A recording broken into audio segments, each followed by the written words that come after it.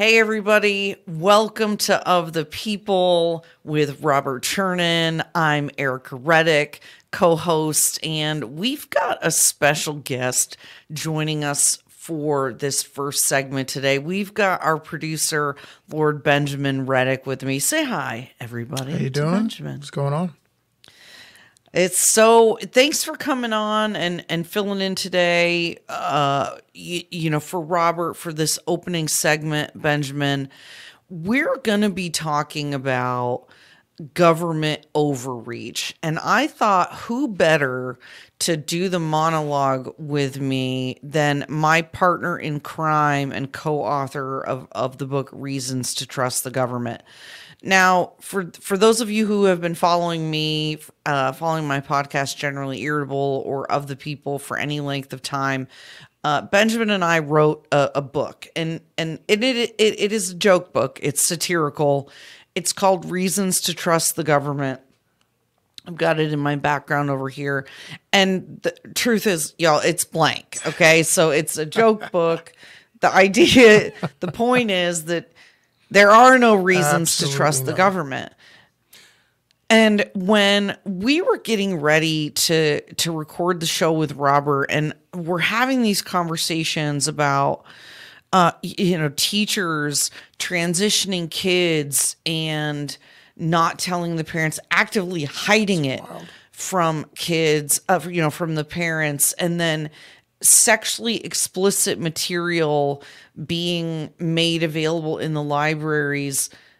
I feel like this is just another reason not to trust the government. They just keep adding more reasons. You said something interesting. You said the book is a joke book, but what is a joke in clown world? The truth? Sage like wisdom. Right. Oh my God, it's Chad Honkler. So the thing that's interesting is I just came from a prostate cancer awareness deal for men, and it was talking about a bunch of different cancer medications and treatments, and it was interesting because this had nothing to do with anything political, right? And it was really focused on black men because we don't often seem to talk about our health that much as we should. It's not family knowledge. And one of the funny things was some of the drugs I've heard come up in relation to children and transitioning and whatnot came up during this cancer conversation with these professional medical individuals. And they're talking about how these different medications or different drugs that are used for totally different things can be cancer causing. So I found that to be interesting. I was shocked. We're prescribing children drugs that were never intended to do the things that they're doing. And we're surprised. Like Lupron. Correct. And they're saying these things, some of these drugs can be, cancer causing. So, wow. So we're literally these schools, these government-run schools, as Robert always likes to point out, they're not public schools, they're government-run schools. Reasons to trust the government. They're giving cancer-causing drugs to these kids without parental consent. Where are my oat bran, patchouli, inhaling individuals at? Where'd all the organic soy latte people go? I'm just trying to understand, the thing is about people being real and honest and authentic. Why does it take why are so many chemicals and foreign objects being introduced to the bodies in order for you to be your authentic self? I just think that's a weird thought, not to mention just the health risk of all these drugs. We're dosing people with drugs. Under normal circumstances, you're being inundated with chemicals all day long, and all the foodstuffs and everything. All the Roundup in our food and the hormones and meats, and we don't want that. We don't want GMOs. We don't want genetically modified organisms in our food or genetically modified corn. There's a lack of consistency, and it's because people are trusting whatever the government is telling them, what some person in a lab coat said on the internet, and they're like, "Oh yeah, that's wisdom." And I'm like, pretty sure if you've been paying attention to the last 2 to 3 years, a lot of these fools don't know what they're talking about. I don't know why you're trusting them implicitly. Well, you should never do that. There's no good reason to do that. Especially if you are black or non-white. How many government run programs that were supposed to be great for black people, turned out to be forced sterilization, the Tuskegee experiments. What's the government's plan for Hawaii right now? Sounds like, I'm just saying, for Native Hawaiians, we're watching something happen again where a bunch of indigenous people are losing land. It doesn't matter how. It doesn't matter why. That doesn't matter to me. What's the plan? Is the plan that's going to be in place going to restore them? Is it going to put them in a better position? Or are they going to be in a worse position and losing their ancestral home all over again? Everyone looks at like, oh, it's the crisis. Oh, it's the thing that's going on. No, that's stupid. Because if you look at it that way, they're just going to keep manufacturing crises. And I'm not being a conspiracy theorist here. I'm just being a logical, reasonable person. As they say, communism says the problem with capitalism is that people are greedy, and then says, let's be communist because people aren't greedy. It's stupid. You have to, because we can make people not greedy. You have to look at the end results, as Ibram Kendi likes to talk about. He likes to look in anti-racist. It's about the end results of an action that determine whether or not it's basically anti-racist or good or bad. Well, let's look at the end results of all the government programs that people love so much. Are they benefiting people or are they hurting them? Yeah. Are we better off for letting the government decide what is best for us? When has that ever been true in the history of all time? And in the history of all time, when have we ever trusted the government? And why are you people starting now?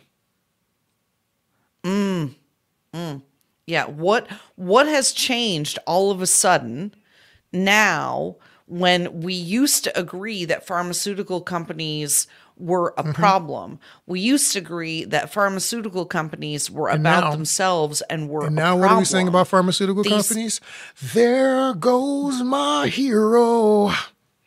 How did we go from the villain song to, Nickelback? Now they're the savior of everybody, and we're going to trust them to inject all of our children. As they conveniently also make billions. And again, this is not even conspiracy theory. Please, if anybody out there has a problem, out there has a problem with anything I'm saying, it's all public.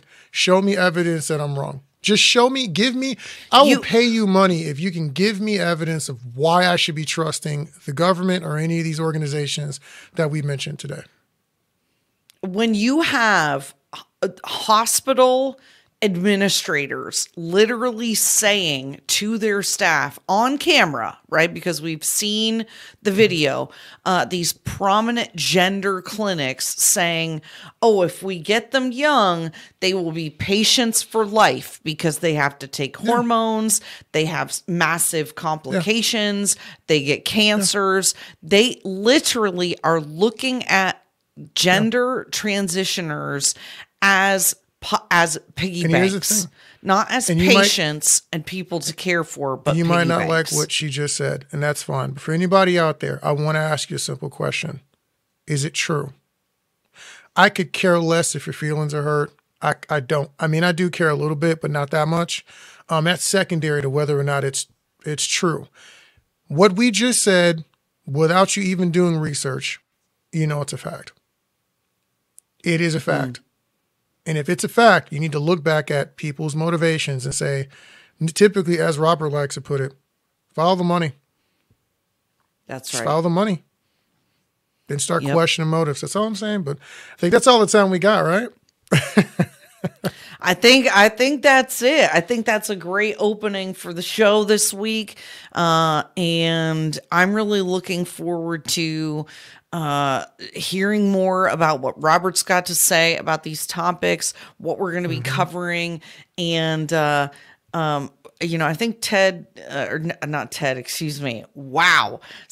Kennedy is going to, is going to be rivaling Ben Shapiro's reading of WAP. He's throwing haymakers. Senator Kennedy's reading of genderqueer will now rival Ben Shapiro's reading of WAP, and both will go down in history for sure. Magical. So, ladies and gentlemen, you are listening and watching Of the People. Make sure you like, share, and subscribe. If you're listening on the radio, tell all your neighbors to tune in. If you are watching on the on social media, listening on the podcast, make sure to leave us a review and share, because the app, we got to fight the algorithm, y'all. We'll be right back. Everything we're doing, they don't want to promote, including the key, as you say, including the keyword. So, yeah. That's right. All right, we'll be right back, y'all.